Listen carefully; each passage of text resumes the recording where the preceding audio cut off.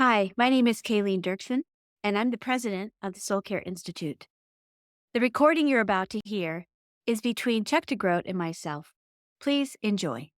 I'd like to just begin our conversation. We're going to call this a conversation more than we are an interview. But I'd like to begin this conversation with just hearing from you, Chuck, a little bit about who you are so people have an introduction to you. Yeah. Well, thank you for stewarding this conversation and stewarding the Soul Care Institute and this work because I think I and so many people see the transformation of it in people's lives and the fruit of it. And so to be a small part of it is really exciting. And so I am originally from Long Island, New York. Don't have the accent anymore, but I can find my way back to it when I go home. Uh, by way of Iowa, Chicago, Orlando, Florida, San Francisco, California, and now, West Michigan. We live in Grand Rapids, Michigan, I've lived in a number of places. My wife and I have lived in Chicago, Orlando, San Francisco, and here. My daughters will remind me that we've subjected them to 2 cross-country moves, so I get to do a number of different things. I've been a pastor in a couple of different places where I've started 2 church-based counseling centers. I've gotten to start a one-year fellows program in San Francisco for, San Francisco 20 and 30 somethings, to explore work and vocation and faithfulness and calling. And I've I've gotten to, uh, practice as a licensed therapist over the years and as a spiritual director. I've gotten to write some books. I get to teach at a seminary where I'm now starting a clinical counseling program. And so I sometimes hear from people who say, I want your life. That sounds like a lot of fun. You get to do a lot of different things. And I would include prominently on that. And I try to, wherever I go and whatever I do, my role with the Soul Care Institute for as long as you and Jim allow me to continue to teach in the program. I love, love, love this work and being called a faculty of the Soul Care Institute, which is to say, really more of a companion in many ways to students who walk through this 2-year journey, at least during my little small sliver of that with them. Been married for 30 years to Sarah, almost 30 years, coming up on it, and we have 2 adult daughters, one who will be married this summer. And so I've got a I feel very fortunate, blessed to have this life in many ways. Yeah. Yeah. Yeah. So, congratulations on the engagement of your Yeah. daughter. We have a son-in-law too, and we think sons-in-law are great. So, um, I'm wondering what what was your first sort of soul care moment? Maybe not your first one, obviously, that's a hard question, but Yeah. just where were you sort of, aha, this is something I'm really interested in, Yeah. this business of soul care.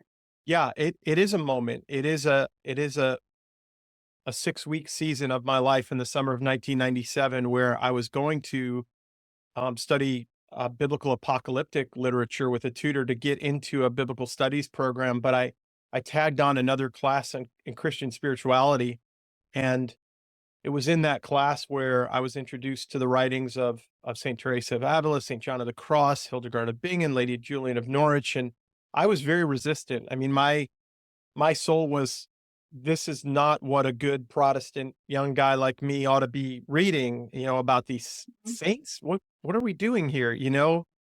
But in this was in Oxford, England, in my little my little room, under my little desk light, I started reading these saints and mystics and contemplatives, and my soul opened up. I mean, it was a genuinely transformational experience reading these writings and feeling like I was encountering friends that I'd never known before and feeling my soul opened. I mean, I was always taught as a good Protestant young guy that, no, those Catholics are all about works and we're all about grace. And I was drinking deeply of grace. And felt like abundant grace, and these felt like women and men who had real experiences of God. They weren't just writing from their heads, like legal documents or something, but they were writing from from their lives and their experiences. And I so much so that I went back to my professor of counseling, who I knew had some intersections with these things. I mean, he had been a friend of Brennan Manning um and Gary Moon and David Benner, and I sat down with him and I said, "What's happening to me? Like what's going on inside me?" I had no categories, and he just smiled, and he was the one who invited me into this the depths of this formational process, which longer story, I'll stop, but it's Yeah. led to a counseling program which was very much anchored in the Christian soul care tradition and on from there. Yeah. Yeah. So, at the beginning of what you just said, you used the word contemplative. Can you give what does that mean for people who don't understand, or maybe a little like, what do you what are you talking about when you say contemplative? Yeah, yeah. So it's probably an overused word now. We probably use it for anyone who practices mindfulness or Mm. something like that. But it's really an old word, uh, templio, something like that. I it's been a long time since I took Latin, but it's within the temple or in the presence of God. In the temple, of course, was the in the ancient sense of it in the Bible was the navel of the earth. It was a place where God dwelled. Right, Eden was Mm. the first temple, and so, in a sense, contemplatives practice the presence of God, Yeah. and Yeah. in a sense, in a very real sense, get a taste of Eden or a foretaste of the new Eden. And so, Mm. it's it's an experience of experiential union and communion with God to practice contemplation. And of course, it comes with a whole host Yeah. of practices which look on one end like various practices of silence and solitude, but can be very active and justice oriented practices as well. Yeah. Yeah. I'm really glad you said that. Yeah, we have sometimes people come with this concern that contemplative sort of takes them off into something that is not based Yeah. in following Jesus, and of course it is. Um, it's Yeah. waking up really to the presence of God, Yeah. um, that is all around us all the time. Yeah. So, um, you are, as I said, the faculty member, the friend, the companion for the second week retreat. Could you tell us a little bit about that second week? It's called Soul Care as a Catalyst for Transformation. What does that mean? Yeah. Yeah. I mean, that's a lot of words. And I imagine, there was Howard Baker did this retreat before me, and I imagine others will do this retreat after me, and we will have different ways of entering into that. But uh, my desire is to um, open up pathways, conduits for Mm. the women and men who attend to not just understand but experience God's pursuit of them, which I think is transformational. And so there's a lot I could say about that, but what I will say is that I begin with what I call the three questions of Genesis chapter 3 as a way of inviting people to see how God pursues them. Well, God asks, "Where are you? Who told you?" And then as I translate it, "Where have you taken your hunger and thirst?" And there is a lot in those questions, but fundamentally what it shows is God's curiosity, God's compassion, God's pursuit, God's interest in us. In this story, by the way, that at least in my Bible, maybe not yours, but my Bible begins with the words "the fall." And it's this story of how everything went wrong. But in a way, it's beautiful that God finds us as God does throughout the Bible. And I think paradigmatically in the prodigal son story, which is that image up there, Yeah. uh, in in a place of shame and woundedness and pain and hiddenness, and doesn't come with condemnation but compassion. And so, and I really do think that that's core to transformation. That there's an encounter with God, and we're met in our vulnerability, Yeah. and so, and I think that that's a big piece of what happens in that second retreat. Mm. You and Jim, of course, get them warmed up in the first retreat as you orient them to the work of soul care. But now there's this, they're feeling safer. It's really quite beautiful in a sense that they're really excited to be back with one another, and they've gotten to know one another through listening groups. And now there's a sense of safety. And I believe actually physiologically, autonomically, that sense of safety opens people up to Yeah. connection and to curiosity. And so in that, there's this sense that God pursues me. God Mhm. wants to know me. And then so with that, then I build on that by saying there are these different seasons of the spiritual life, and you've likely encountered these seasons. I won't go through them, but there are early seasons of the Christian life where we're resourcing ourselves, we're studying, we're learning to pray, we're being mentored and discipled, all these things that we do when we're new and young Christians, and we're growing in knowledge. But that's not the finish line. Yeah. And our journeys necessarily go through seasons of disorientation, wilderness, as you know, Yeah. another one of the paradigmatic stories of the Bible, the Exodus story, that we all go through a wilderness. It's long, it's winding, it's confusing, it's disorienting. And what I want to invite people to is to an encounter with God, even in the midst of the wilderness moments of their own journeys. And so those prove to be the most transformational, even though a lot of us, and I think particularly within evangelical subcultures like the one I grew up in, resist disorientation and wilderness and that naughty word deconstruction that we're not supposed to talk about. You know, these things that actually change us, that grow us. Yeah. Yeah. Yeah, that's true. One of the things that students always say in the past 4 years, at least what we've noticed is they say, where do you find people to teach that are so vulnerable, who Hmm, who have they come with this sense of kind of not caring what people think about them.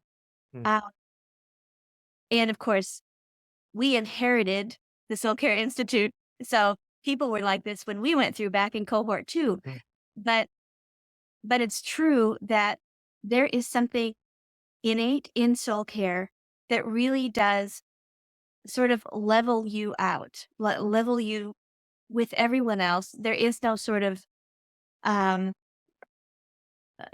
height that you have to get to be able yeah, to talk about soul care or be an yeah, expert in soul care or that sort of thing. And one of the things that I appreciate about you, Chuck, and also the rest of our faculty is just this sense of, you know what, we're all on that journey.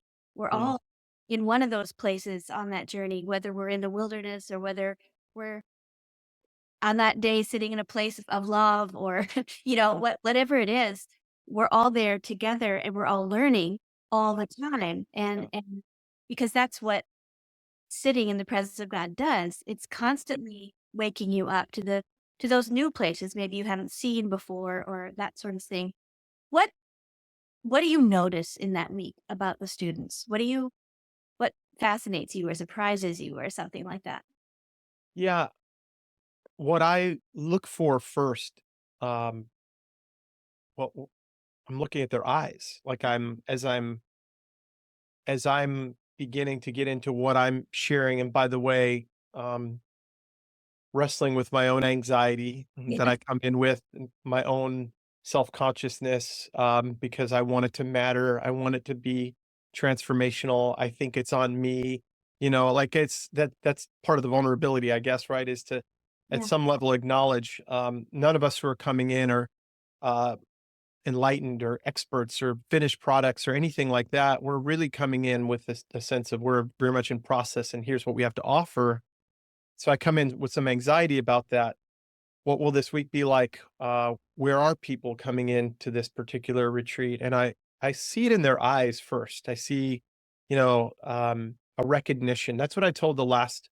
I was with a group last week, and I said almost immediately I sensed recognition in almost all of your eyes. Just some sense of um, I know this place, Mhm. and we have different encounters with that place and experiences of that place, which is beautiful. But that's the first thing. And I'm a therapist, so I'm looking at bodies, I'm looking at eyes, not in a weird way, but I'm looking at how are people showing up? Are they relaxing? Are they opening? Are they listening? Are they present? Or are they tightening? Are they constricting? Are they resisting? And so, and what I long for in a way that might not be expressed in words, is that growing sense of spaciousness and opening and curiosity. Like, boy, I've never heard anything like this before, but my heart is strangely stirred, Mhm. and then and then with that, as you know, there are these conversations that happen in a variety of different ways. Of course, there are set times that they can avail themselves of spiritual direction. There are liturgies, things like that. But then there are the one-off conversations as you're at lunch or you're going back to your room, or where or they simply ask for a little bit of time, and those are beautiful, and that's what I get excited about too. I think is are those moments in between where it's like, okay, can I ask you a question?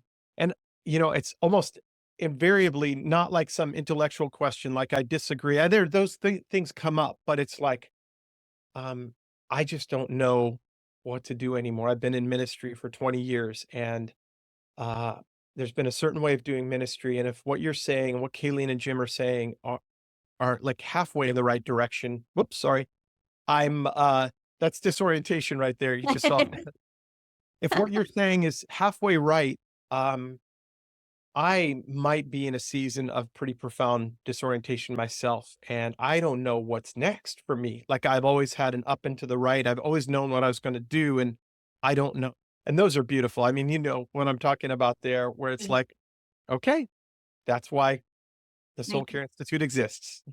And also, people ask, why does it have to be 2 years and six whole retreats and all the Yeah. time reading books and writing reflection Yeah. papers? Why, Oh, Kaylene? yeah, Why? because it takes the time it takes. And you know that. It is essential, I think, to have that extreme space. And it's really not all that extreme. It would be great if we could do this for 10 years long, as a cohort together. Wouldn't that be wonderful? But Yeah. 2 years in a cohort with good companions like you and the rest of the faculty who are walking together with an individual, with a listening group, with a group of people. Just it's so important to have that time to be able to, nobody in soul care wants to rush. Hmm. Uh, and there is no sort of speed transformation or something like that. It does take the time it takes. And it's a beautiful thing to have that space to be able to, not just in during a morning session, or, maybe sitting at lunch, after lunch. Hey, I need to talk to you about this. It's such a beautiful, and really some of those times are the ones that after people graduate out of the experience, they say, I remember that day when Chuck talked to me on the deck Hmm. at St. Francis, or I remember, you know, whatever Yeah. it was. Yeah. Yeah. Those are the Yeah. profound times. Um, Gonna take a little turn here.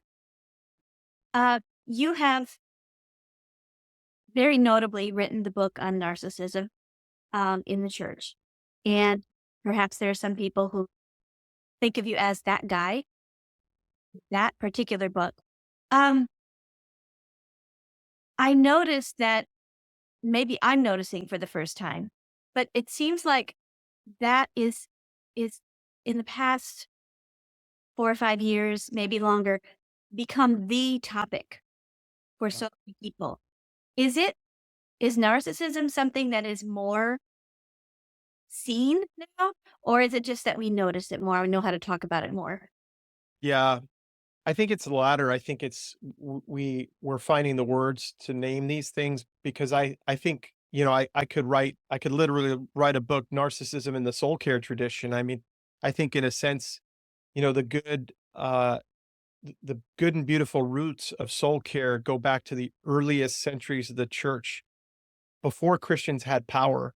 And Yeah. frankly, we're kind of at our best when we're powerless, and and so, and you see the budding roots of a tradition of great vulnerability and dependence on God and recognition of human limitation, all these things that are characteristic of soul care in the tradition. And then Constantine comes along, and many folks know the story. We have power. He gives power to the bishops. They get land. They want to keep they do what we all do with power. We want to keep it. I want to keep it. I'm a white middle class man. I don't want to give away my power. I don't want someone to take my position and my well, some days I do actually. I'm maybe growing up a little bit in that way, but so I think it's a part of, as Henry Nouwen says, the long sordid history of the church. And Mhm. but it's taken on a new expression. It's evolved. Uh I've been a part of or was a part of for a while a church planting, a very fast growing church planting movement where it was like they were churning out church plants. And I was a part of assessment processes where there wasn't a whole lot of interest in soul care and Mhm. slow transformation. There was interest in capitalizing on an opportunity. Notice the language I'm using Oh, has more to do with, like, American economics than it does than the Bible, than the soul care tradition, but capitalizing on opportunities. Money is there, opportunity is a city with it. And so I didn't want to write a book on narcissism in the church. I've just found myself in these spaces, and I'd say in particular it began for me. And maybe I've told you this, Kaylene. Back in the late '90s, I did not expect that women who had experienced profound abuse, and particularly sexual abuse, would start coming to a young, mhm. new pastor and therapist in his late 20s to share their stories so vulnerably. It began, going to court and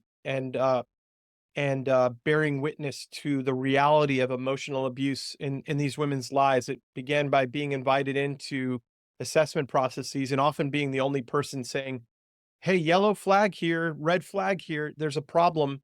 Yeah. And and then being invited as I got older and gained more trust to be a consultant and at times an investigator, someone who would inquire into abuse in a church by a pastor within systems. And so the book was really written out of that experience, but Mm. it's a Yeah. much longer to answer your question. It's a No, much no, longer part of the tradition, bigger part of the tradition, right? Yeah. right. But there have been people like you who've come along who have been able to, uh, who have empowered uh, women and men who've been terribly abused by the narcissism in the church and otherwise. You've given them voice. You've helped them to speak. And yeah, um, thank you. Yeah. Thank you for that. Yeah. It's been really important. We see that in the students that come to us, how vital it is that they know that um, that we have a dandelion as a logo. Seems like it seems like not a big deal, but it is. It goes very deep when you start talking about it, and you, like I said, you look at people's eyes, and you see when I'm talking about our logo. Why did we choose a dandelion? Because it's so important to stay close to the ground. Mm, Because it's so important. It's so important to be uh, plugged into that taproot to mm, keep us here near the soil of who we are. yeah. We're not we're not called to be puffed up. We're called to uh, walk humbly and love mercy and do justice. That's what we're called to do in this world, and the whole celebrity and that sort of thing calls us and pulls us, and yet this is where Jesus lived. This is how we're to follow, and it's a it's a beautiful thing to have you and our other faculty members really um, guiding us in this way and reminding us that we are beautiful creations. Yeah. We are created by God to be who we are. We get to be 100% human. Yeah. We have Yeah. no need to become God. Yeah. We have 100% God. Yeah. We get to be 100% human. Yeah. And the encouragement that the students get from that, that I get from that, is just, oh, that takes a load off. Yeah. That's Yeah. I don't have to succumb to that pressure to Yeah. be all, do all, and Yeah. shine. You know, because Yeah. the humanness in us is what causes us to shine in the way we're supposed to shine. Yeah. and we get to be 100% us. You get to be 100% Kaylene, and I get to be 100% Chuck. I said it in the Soul Care Institute. Like Thomas Merton looked out a window when he was teaching, and he said, a tree does nothing other than tree. Right. Like limbs raise up to the heavens, and it trees every day. But he said we're the only creatures that God has created that try to be something other than we're not. And I think that that's where the narcissism comes in. Well, I could become the next, you know, and and I think soul care and the Soul Care Institute is an antidote to that kind of Mm, narcissistic mask that we tend to wear. It's a place of vulnerability. It's a place of mm, belonging. It's a place of connection. It's a place where limitations are okay, where your resume isn't front and center, your accomplishments. And so, yeah, I love that. yeah, yeah. Wow. So you have recently written another book. Yeah. Um, can you tell us about it? Yeah, thank you. Well, it's I think this one comes from a deep place, and that's not to say that the last one didn't, but the last one didn't as much. It was more, it was one that I could write because I had experience, but it wasn't. I think some other things I've written have come from some pretty deep waters, but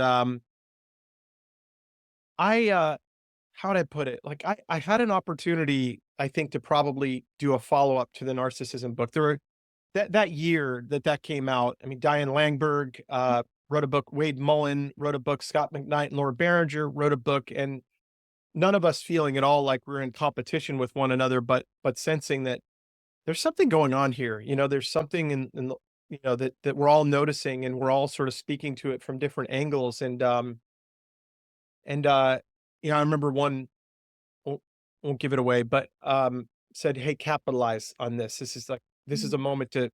There it is again, yeah, right? yeah. American. Um, and I think, we have to notice those impulses within us. And I'll be honest, there was an impulse within me to say, if I signed a book contract right now, I'd probably do pretty well, because it's one of those moments, and it's one of those, um, everything I've learned since writing When Narcissism Comes to Church, right?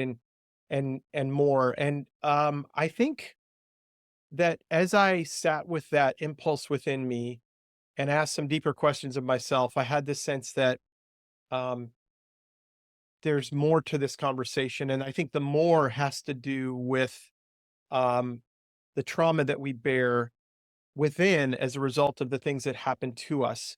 A lot of the conversation today, and including my other writing, is about the things that happen to us. And that gets a lot of attention on social media. I mean, if you scroll through social media and you're following any of the cases of abuse, um, and I don't want to minimize in any way harm, Right. the impact, um, and taking seriously the abuse, but the abuse leaves an imprint of trauma.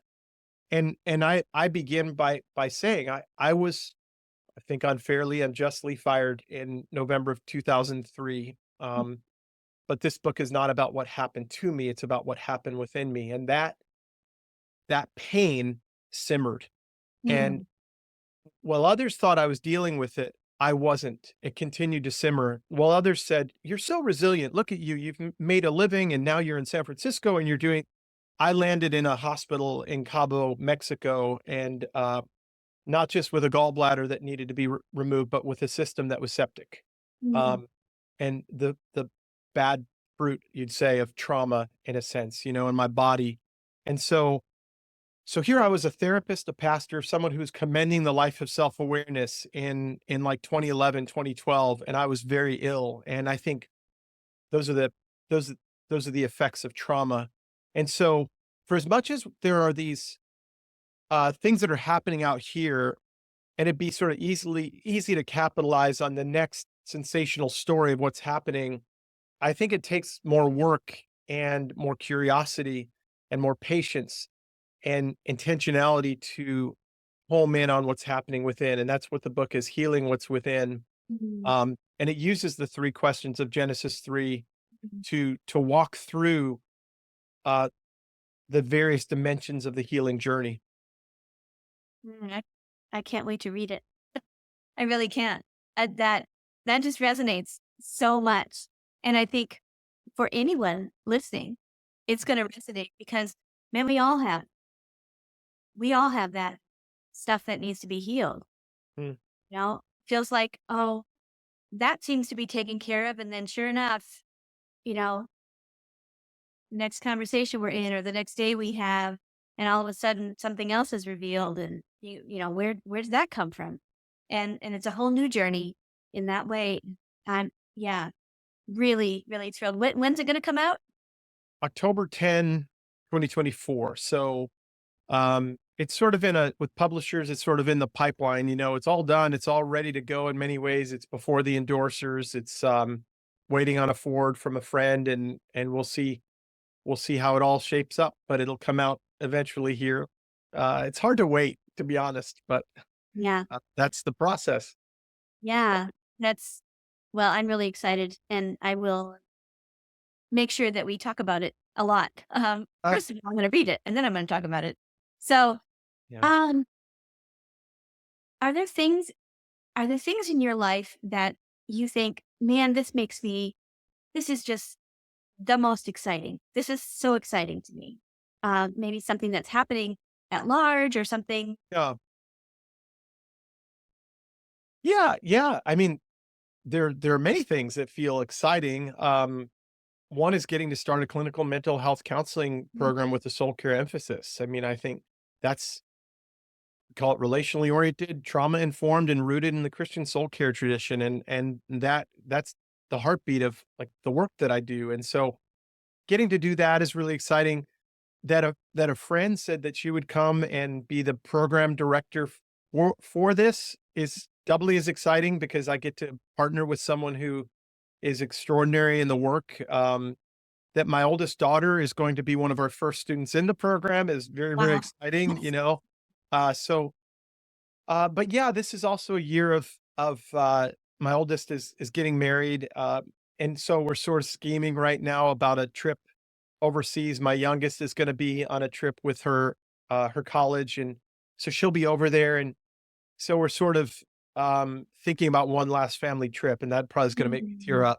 No. Ah, oh, yeah, just one last 4 of us going away, and so yeah, so we're talking about going to Barcelona, which would be, really beautiful. There are lots of different places over in Europe that we could land, and I did a wedding in Paris one year when they were younger, and we got to spend some time there, and my kids get to travel in ways that I never got to travel back in the day, but, Yes.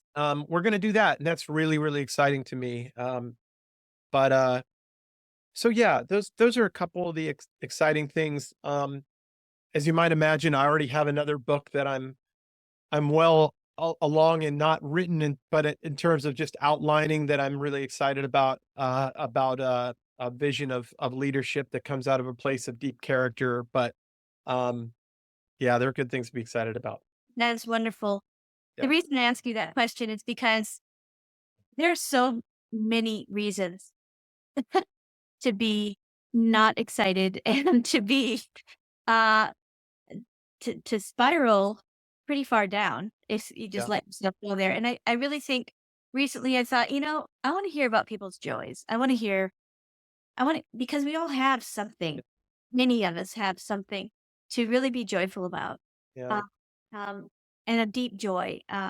You know, family that we love being together. That's a source of deep joy. And um yeah, so it's good to hear. It's good to hear that you do have those places where you can care for your own soul yeah. and you're being cared for. Um, what do you think in light of where we're at in life right now, in this culture, in this world? What do you think is something that people really need to hear? What is the message that they really need to hear? I mean, it's interesting. We were we were talking about this or around this at the last soul care retreat. As I introduced this way of understanding our growth and our transformation through the lens of the person I consider to be the greatest 16th century reformer, Saint Teresa of Avila, this extraordinary woman, this fierce woman.